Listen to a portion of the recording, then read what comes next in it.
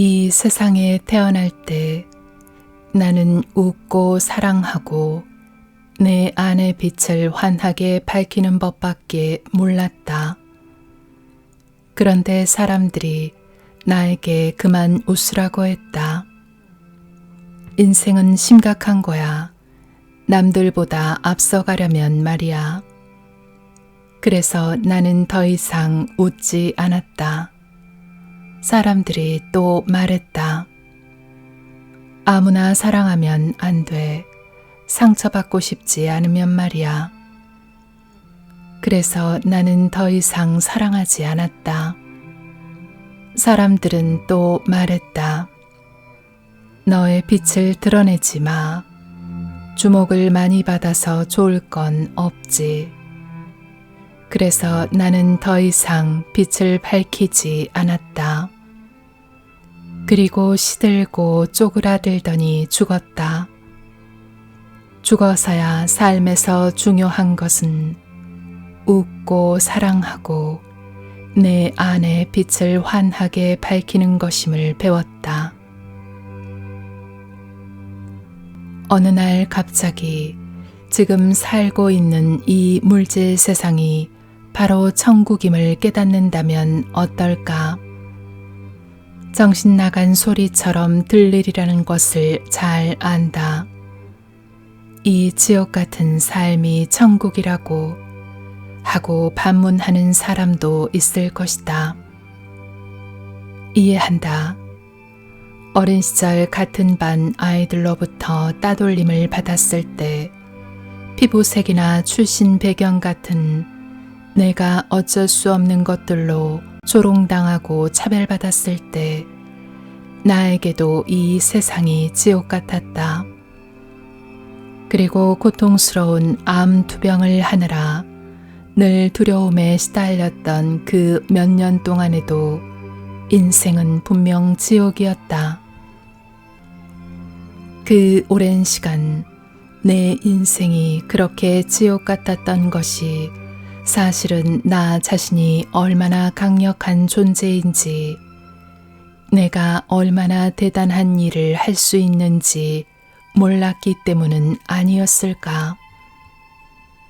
아무도 나에게 인생이 어때야 한다고 가르쳐 주지 않았고, 인생 사용 설명서를 갖고 태어난 것도 아니었으니 말이다. 나에게 삶은 정말 투쟁의 연속이었고, 어른이 되어서도 속으로는 매사가 두려웠다. 늘 안 좋은 일이 일어나는 것이 인생이고, 나는 그런 인생의 희생자라고 믿었으므로 창조적인 삶이 아니라 늘 그때그때 상황에 대처하기 바빴다. 누가 어린 나이에 지속적인 따돌림과 차별을 받고 싶겠는가? 그 때문에 나는 자존감이 끔찍이도 낮은 사람이 되었다. 누가 아직도 여자가 남자보다 열등하다고 믿는 사회에서 여자로 태어나고 싶겠는가?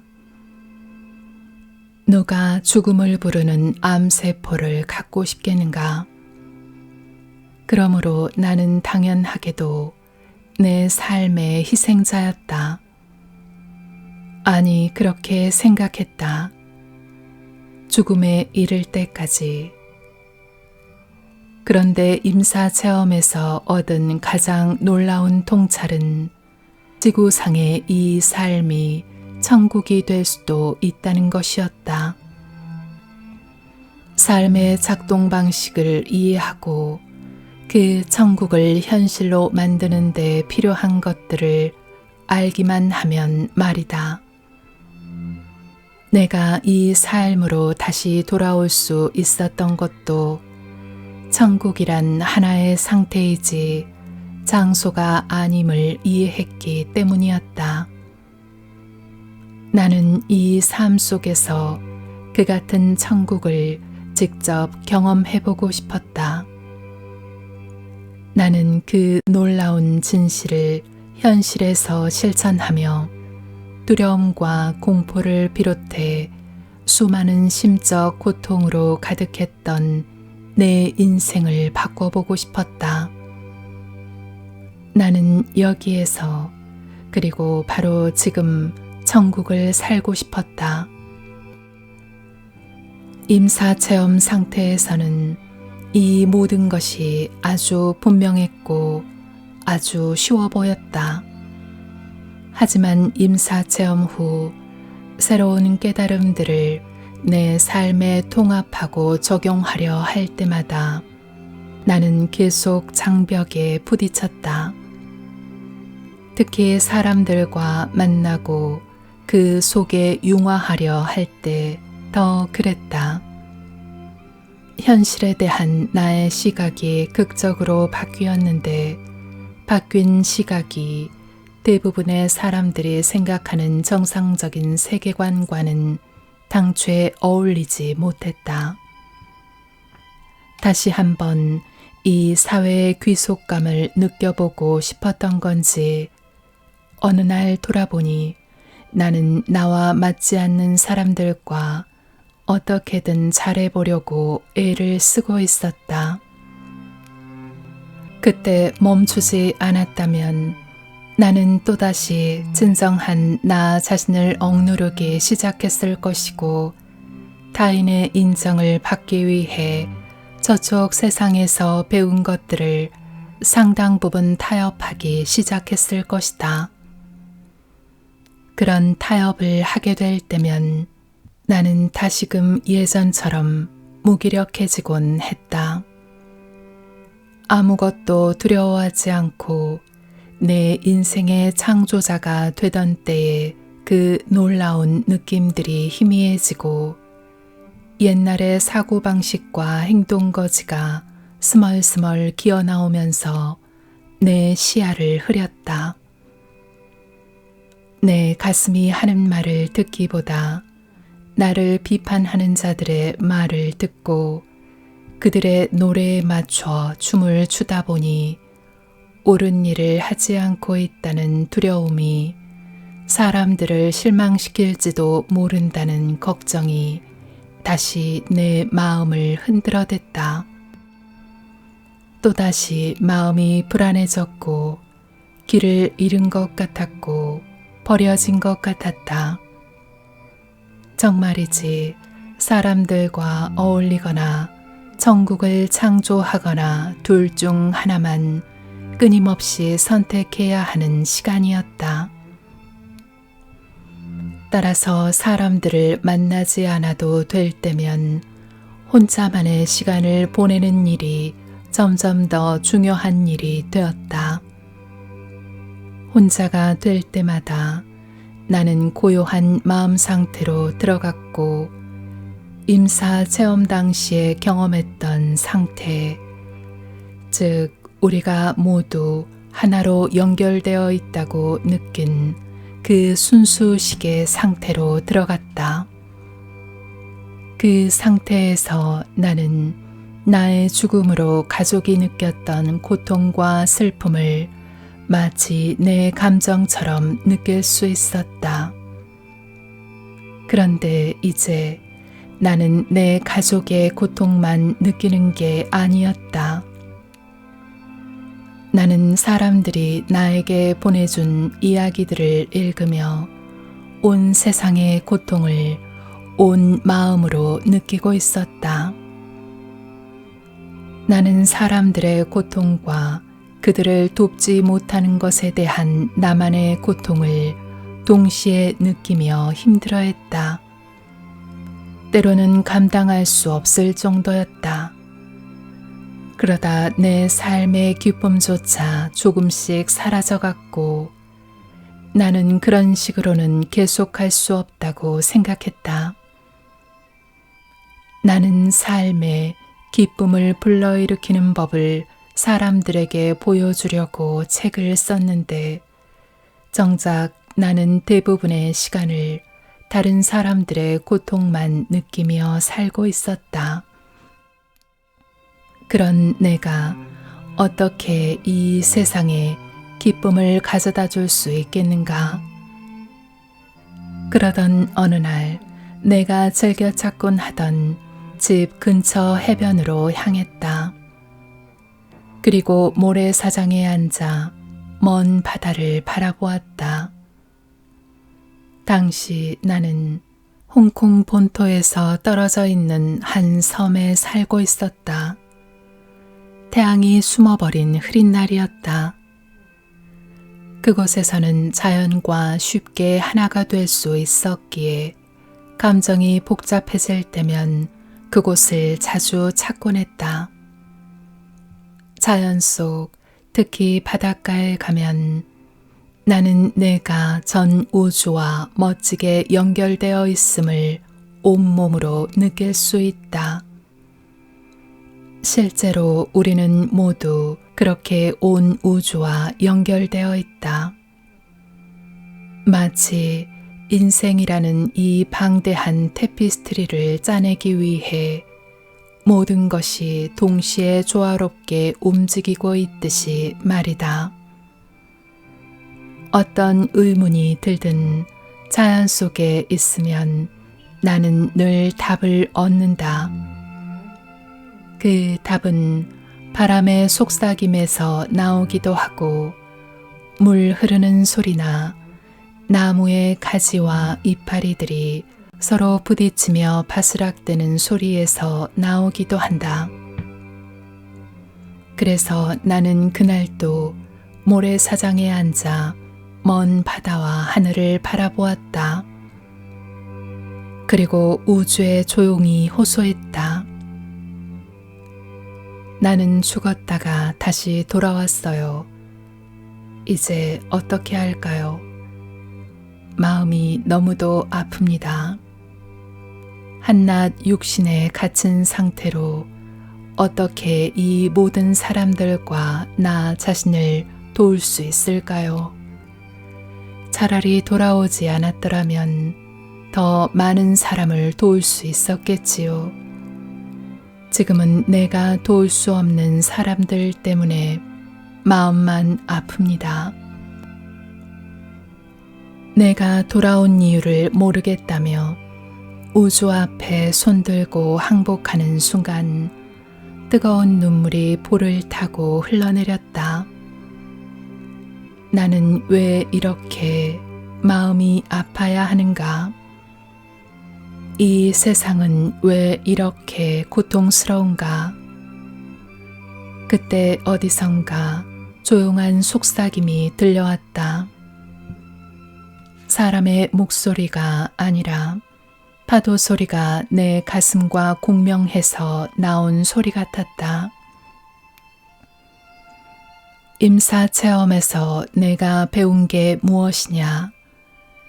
책에도 썼던 바로 그 메시지가 무엇이었나? 라고 그 소리가 속삭였다. 나 자신을 조건 없이 사랑하기, 그리고 나 자신으로 살기, 나의 빛을 최대한 밝히기. 내가 대답했다.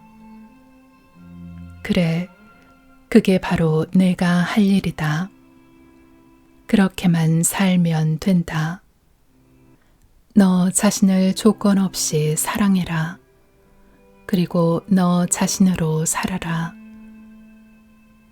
하지만 이 세상은 그런 식의 생각과 감정을 지지하지 않아요.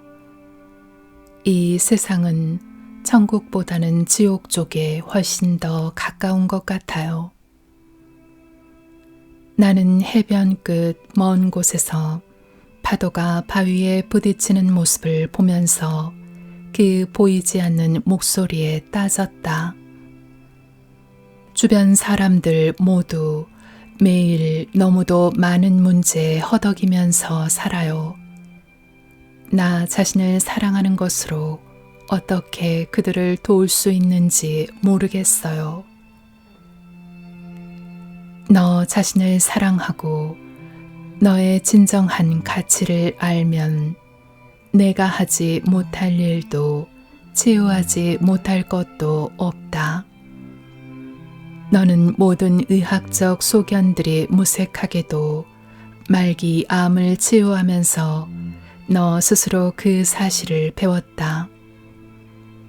너 자신의 가치를 알아차리자 암이 치유되었다. 절대적으로 맞는 소리였다. 림프종 송구를 받을 때까지 나는 두려움 가득한 삶을 살았지만 결국 나 자신을 사랑하는 법을 배움으로써 살아났다.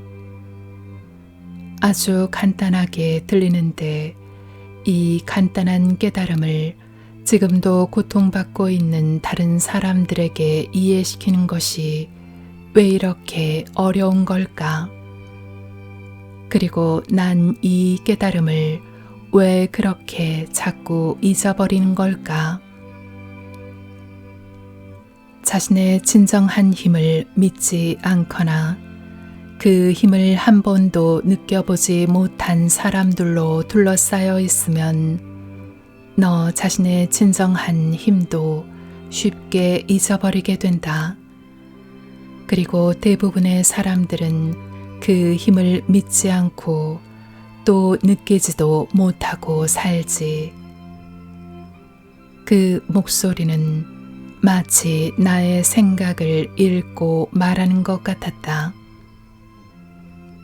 다른 사람들의 감정과 그들이 원하는 것에 초점을 맞추다 보면 너는 또 두려움의 세상에서 길을 잃게 될 거야. 그렇게는 되고 싶지 않겠지. 너 자신을 사랑하고 인정해줘. 그리고 그 같은 자기 사랑과 자존감으로 살아 움직이는 사랑 그 자체가 되는 것만이 내가 해야 할 일임을 잊지 마. 그것이야말로 너 자신과 주변 사람들에게 하는 진정한 봉사야. 내가 얼마나 사랑받는 존재이고 얼마나 귀중한 존재인지 깨달았을 때 암이 치유되었지.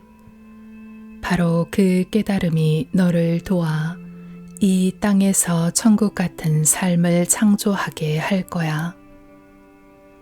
세상의 문제 속에서 헤맬 때 넌 아무도 도울 수 없어. 그러니까 길을 잃거나 의기소침해질 때는 단지 이렇게 자문해봐.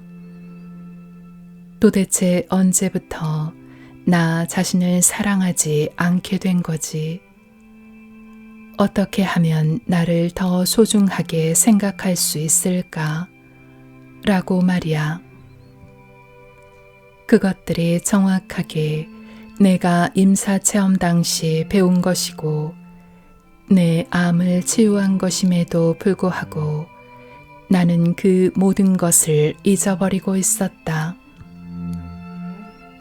나는 다른 사람들의 고통 속에서 헤매다 나 자신을 잃어버렸고 결국 얼마나 엄청난 일이 일어났는지 보고 놀라서 입을 다물고 말았다. 바로 그 순간 내가 한 모든 질문에 대한 답을 들은 것 같았다.